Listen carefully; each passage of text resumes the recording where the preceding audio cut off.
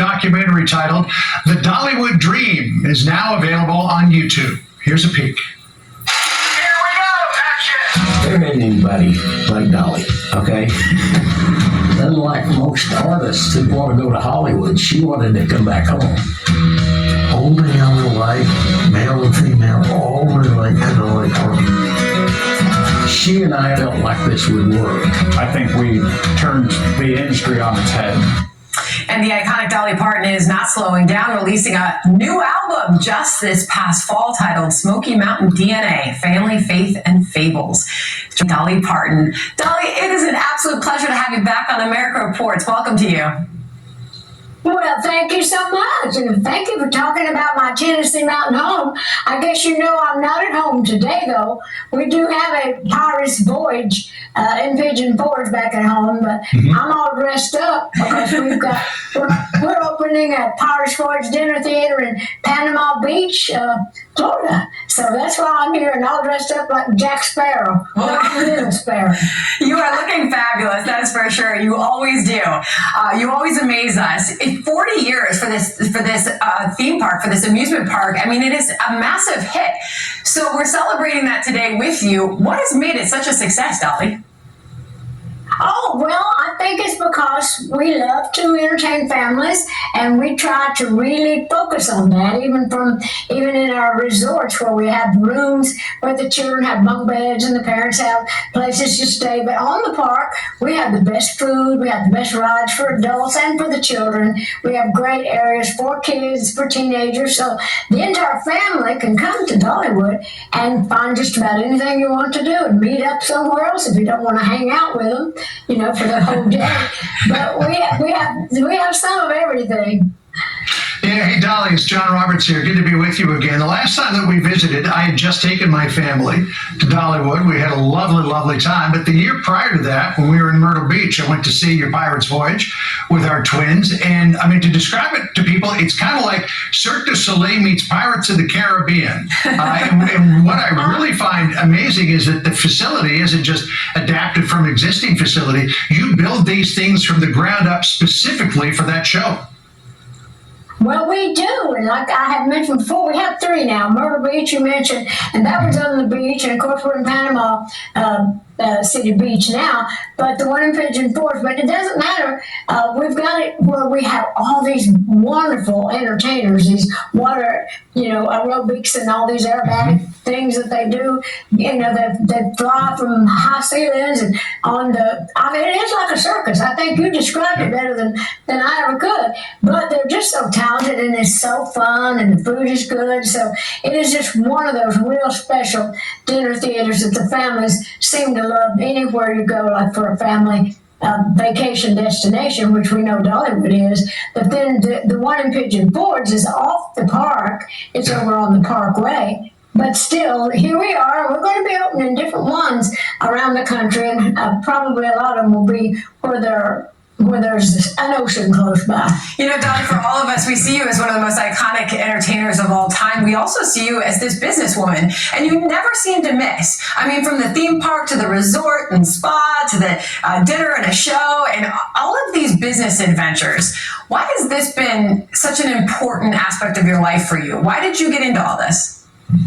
Well, I love the business end of things. That's why I got into show business, because a lot of people just think of show, but really it is a business, even when you start into it, as far as your posting and your writing, your copyrights, and just how actually just how you work your whole entire business, from your productions, from your road shows, and finding the right manager. But I just love that end of it, and I have been so blessed to be surrounded with great, smart people in my life. And for instance, like in Dollywood, I try to go in business with people that know what they're doing. And the people that I work with, the Hershans, they know about the theme parks and all that. I didn't know anything about how to run it. I just knew I wanted one. So it's the same thing. I just go searching out the people that are experts in whatever dream I have. And I've just been blessed to have been successful in so many things that I've done, and that's because of all the people that support me.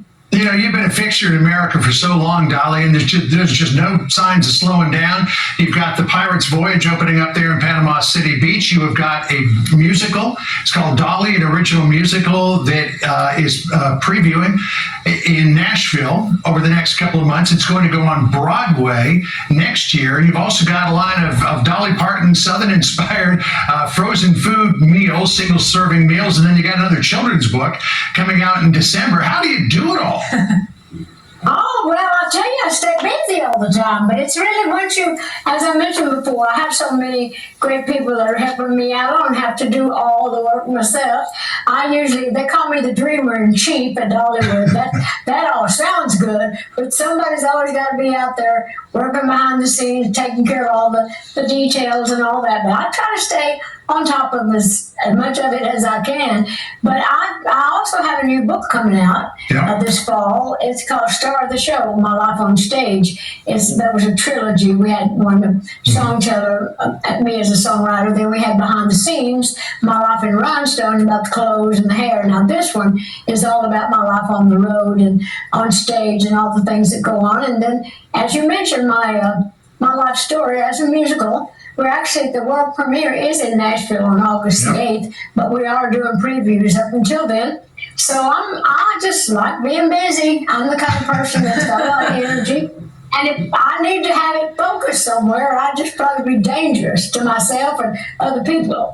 Well, Dolly, I've had the pleasure of also meeting you in person, and I see how people gravitate towards you. You're just, you're a natural leader, but you're also filled with gratitude, and you share that everywhere you go. You're super positive.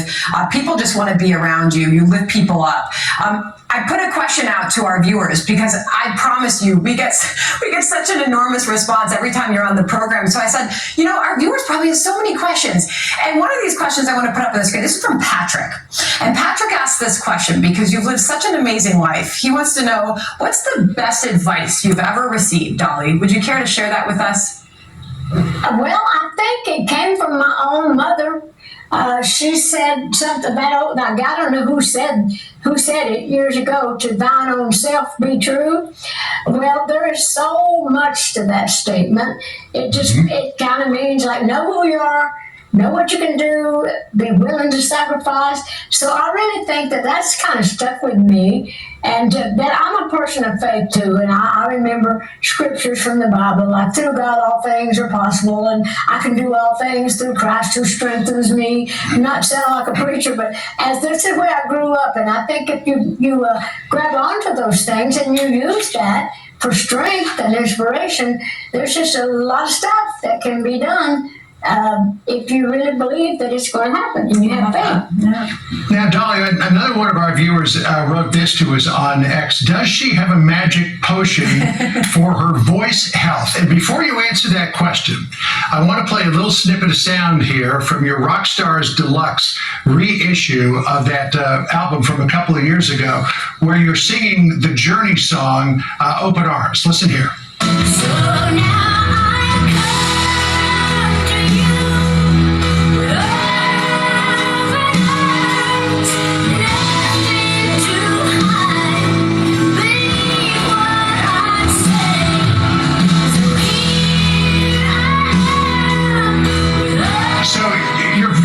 singing that song, and I know that you do a duet with Steve Perry, who originally sang that, and frankly, you blew him away.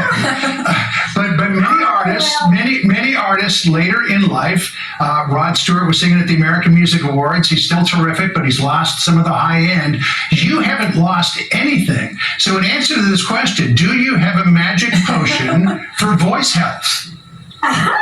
Well, I sing all the time and I talk all the time, so I guess I just kind of exercise my vocal cords pretty good, and I just have a good attitude, and I do love to sing. So I think it's just like an athlete. You got to kind of stretch and stay in shape. So I would imagine more than anything is that I'm always writing songs. So I think a whole lot of that is because I write all the time, so I'm singing all the time rather than just when I'm doing an album or when I'm prepared. So maybe that's it. I hope so. And Dolly, you also sing so many songs of faith that stay with so many of us and have for our whole lives listening to you. And this viewer, Naomi, writes in asking, what was your favorite Sunday school song that you like to sing when you were growing up? I love this. Well, the Sunday school, I guess it was the little song that most of the Christian kids that grow up in the church, my grandpa was a preacher. So I think it would probably be that little song of, yes, Jesus loves me. Yes, Jesus, that's me. That's the Bible. Yeah, I still love that song. That's nice. Yeah, we were wondering if we would get you to sing, and there you go, you did. Hey, another honor that's bestowed upon you, along with so many other honors over the decades, is there is an exhibit at the Country Music Hall of Fame and Museum now about your life. I know that you attended the opening of it. I mean, this is really an amazing honor, but just so befitting of someone like yourself. Well, I was inducted into the Country Music Hall of Fame many years ago. They've always had a little display, and we loaned them some of our good stuff for them to use for a couple of years. It's just something that they wanted to do, and we wanted to help them do it. And so that was a great night. We did that. But right up the street, coming early in spring next year, I have a hotel opening up and my own museum that's part of the hotel. And so I've saved all my really good stuff for that. But there's a lot of things that we were able to, to let them use and to borrow. And then when they're done with that, we'll probably bring some of that back and probably put it in our own museum. But yeah, I'm excited. I forgot to tell you that about the hotel and the museum. How did I not think that you had something else in the works here that was going to top the Country Music Hall of Fame and Museum? Oh, and another thing. Yeah, exactly. Oh, by the way, did I forget to tell you about this? You're incredible. I mean, talk about staying busy. Well, I am busy, but like I said, I have a wonderful, wonderful group of people surrounding me and all the things that I do. So it makes it easy, and I love it. I love my work. I don't ever want to retire. So everything that you do kind of, it's just like a tree with many branches with many leaves, and every dream kind of, just new dreams just kind of work off of them. And they call that your brand. After you get famous enough and people trust you, you can just do all kinds of things because people come to you, offer you all this money to do all these things. And if it's something you believe in, you're going to take the money because I need the money because it costs a lot to me. Remember my joke? That ain't a joke. Exactly. Well, I think Steve Tyler had the same joke. He said, "You know how much it costs to look this cheap?" I can promise you that we've been putting up the Rockstar album cover. We've got the Billy the Kid book cover you just mentioned as well. It is incredible how many ventures you have going on. Please don't ever retire because we're benefiting from all these amazing projects you have going on. But as we're talking about all this and celebrating the theme park's 40th anniversary, I'm wondering, don't retire, but relax a little. How do you relax, Dolly? You know what? I really love what I do. And I've always been so thankful. I won't ever retire. If I got sick or something or just fell over dead, that's two things. But I will work for as long as I'm able to. And even if I wasn't physically able to get out and run around, I'd still be writing my songs and thinking. So I don't ever intend to slow down if I don't have to. I figure, as that old saying, I'll sleep when I'm dead. But it energizes me. I really feel like I'm doing what I was meant to do. And every new thing gives me just, new energy. Energy begets energy, as they say. So yeah. I hope to always be doing this. I guess before we close, we should say that earlier this year, you lost your beloved husband, your partner of some 60 years, Carl Dean. He passed away back in March. And we know that you are a person of very, very strong faith. And I guess I would be remiss to not ask how your faith has helped you cope with this difficult time and still do all the things that you need to get done.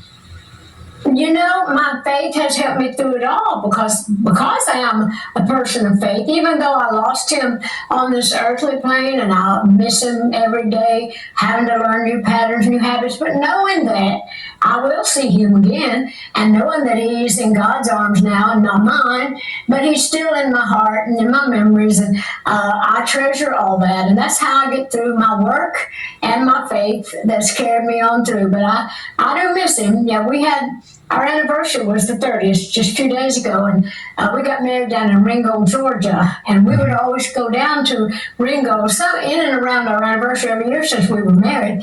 And so I went down there the other day on our anniversary, and they put a big plaque up in the yard of that church where we got married that talks about us getting married there, and we would always go and have a picnic. So anyway, that's where I spent my anniversary. Our anniversary, without him, the first one.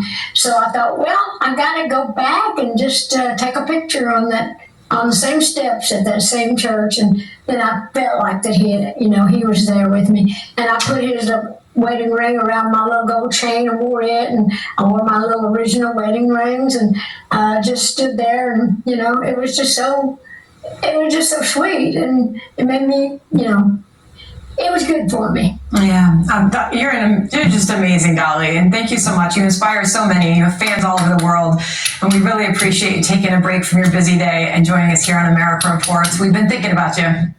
All of us tearing up here, Dolly. Well, you got me tearing up too. It's like, I know. Don't let the makeup run. Well, God bless you. I don't want to cry. All right. Well, thank you so much. Thanks, Dolly. Because you've done a great job. Yeah. Thanks for letting me. Oh, now here I am. See, with my hat here at Pirates Forge in Panama Beach. So beautiful. down here, if you're in this area, and for sure get up to Dollywood in East Tennessee. We'll come see you soon. Thanks again, Dolly. Really appreciate it. Thank you. All right. Bye-bye. Bye-bye. More America Reports right after this quick break. Stay with us.